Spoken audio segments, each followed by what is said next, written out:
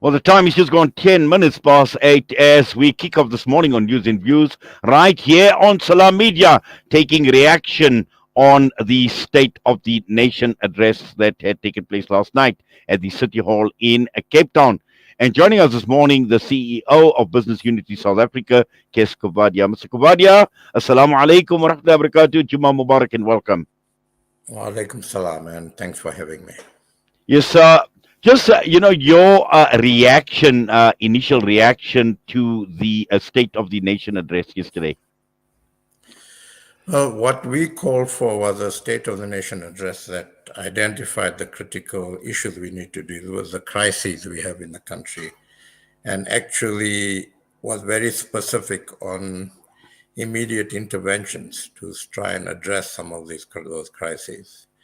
I think that we welcomed the President's focus on the energy issue, but on a whole range of other issues, he referred to progress that had been made, which we acknowledge. But what concerns us is that a lot of the progress that has been made should have been started 3 or 4 years ago. And we've been consistently talking to government about, for instance, lifting the ceiling on embedded energy. If that had been done 3 or 4 years ago, we'd have a very different energy situation today. So I think that we still want to see more urgency. We want to see more appreciation of the crises we are facing. And as you said in your introduction, I think that we also want to look at what the state of disaster means. And we don't understand why a minister for electricity in the presidency. There are ministers dealing with the energy situation, and the president should be asking them to actually do the job.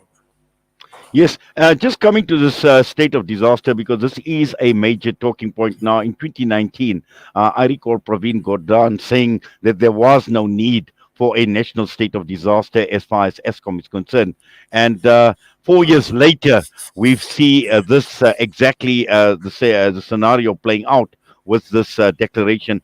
Now, what are the concerns? Because I'm sure there are many lessons we would have learned from the national state of disaster during the COVID era. Yeah, so a couple of issues here. One, you declare a national state of disaster in the event of a disastrous situation in the country that could not be foreseen, like COVID. The energy issue is not something that we didn't foresee. The energy issue has been collapsing around us for a number of years, and it's as a result of poor governance and management, essentially. So we're not the rationale for a state of disaster needs to be explained. Then secondly, I think that we need to be very careful about how we utilize the resources, because a state of disaster enables the government to actually bypass certain legislative and regulatory requirements. And we saw that in COVID, there was that opened up room for corruption, the PPE corruption issues and so on. The president has announced that the Auditor General will, on a continuous basis, oversee the utilization of resources, and we'd like more detail on that, how that is going to happen. And then I think that there needs to be very close interaction with business and others to look at how we manage the state of disaster, what sort of regulations are put into place so that it does not have unintended consequences. Like we saw during COVID, some of the regulations just could not be implemented. Some parts of government didn't understand the regulations properly and were expecting businesses to do what the regulations don't say they should do. So we should learn from all of that. I think during COVID, we also came together as a country. And if the state of disaster brings us together around this particular crisis, then that will, I guess, be positive. But we believe that we do need to get to a stage in this country where situations that are created by lack of governance and mismanagement are actually dealt with through holding those responsible to account. And that's the sort of leadership we expect from the president. Hold those who should have done better than they did in the whole area of energy, hold them to account, and take the hard decision, then implement those decisions. But we will continue to engage with the government on this. We will try to understand exactly what the role of the new minister will be.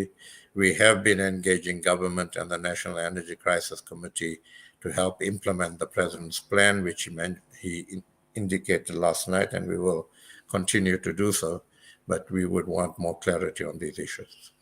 Yes, and also I think he went at great length in looking at some of the interventions, but at the same time, also I got the sense that he is reaching out to partners, to the business community, to the business world, to partner in these projects. Now, how much confidence did all of that give to the business community and organization like yourself in in becoming stakeholders or even in partnering with government as far as some of these interventions go?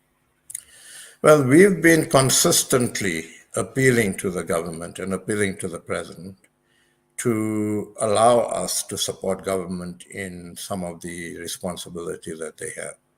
It is quite clear that government does not have the capacity and the resources to do a lot of what they need to do. And we've consistently offered our assistance. Business came to the fore during COVID. And at the height of COVID, we had about 400, 450 professionals in transport, in behavioral science issues, in communication, in law, in health, working pro bono to help government manage COVID. And we had about 50 people working pro bono to help government distribute vaccines. And we mobilized the private healthcare sector.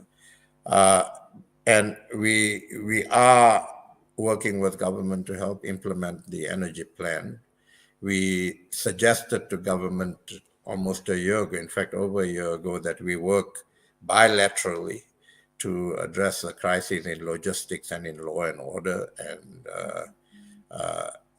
at that time in energy. But energy, we made some progress in the interaction. And the receptivity from government for that has not been optimal. So we are ready, and we've done the work to actually support government. The utterances of the president saying that he would appreciate business coming to the party and so on need to be converted into action, because business has indicated and they have been working with government. And what we would want to see is a real partnership between business and government, where government embraces that partnership as we want to embrace a partnership with government. And we work together to try and address some of these crises. Yes, and also there were one or two other issues, and he spoke about the ESCOM debt problem, the 400 billion, and he also made mention of the involvement of Treasury in trying to sort that side of the problem out, but also at the same time looking at his speech in terms of foreign direct investment in the country.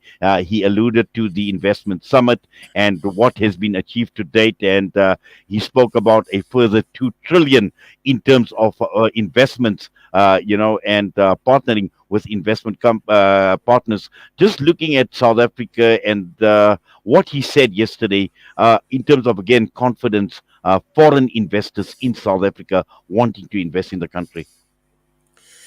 Yeah, so again, we haven't seen the commitments that the president talks about through the investment summits. We haven't seen that on the ground. The economy is still not growing. Certainly, potential investors we speak to still express serious concern about the environment in South Africa, the energy situation, the law and order situation, the logistics situation.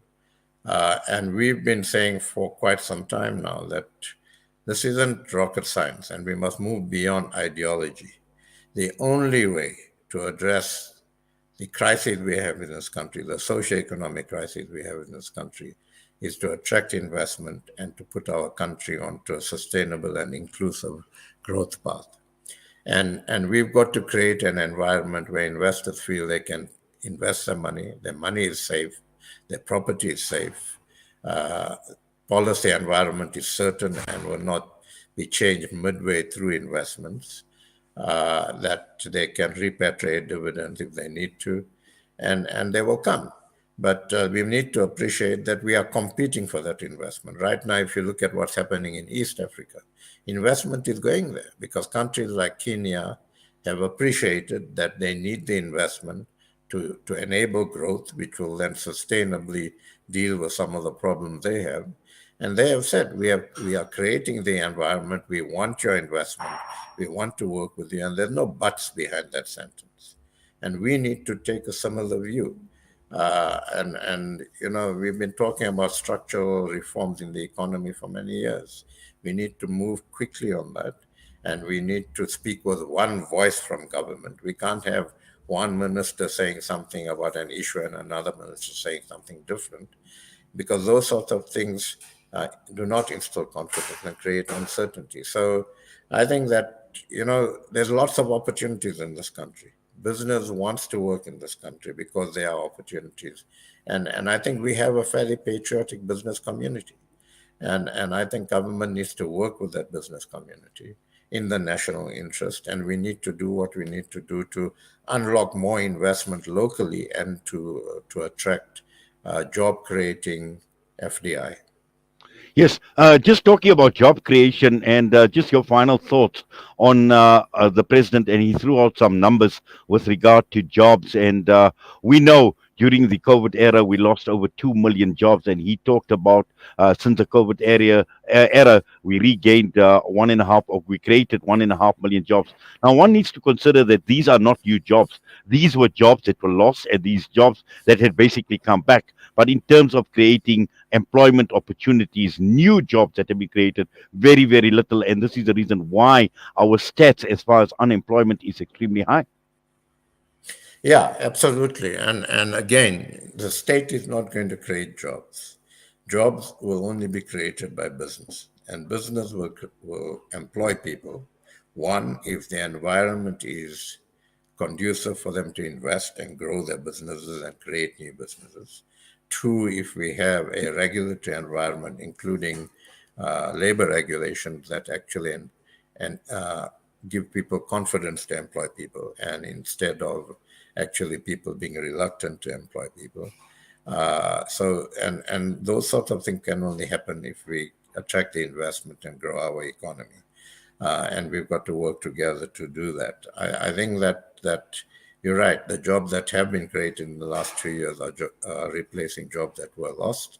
We still have a serious unemployment problem, and we can have all sorts of measures to alleviate some part of that problem for a period of time. But if we want to sustainably and structurally address unemployment, we have to grow our economy and create jobs in that way. We also have to look at our education system and our skills environment and develop people for the new economy that we need to participate in as the globe is moving toward the new digitalized economy.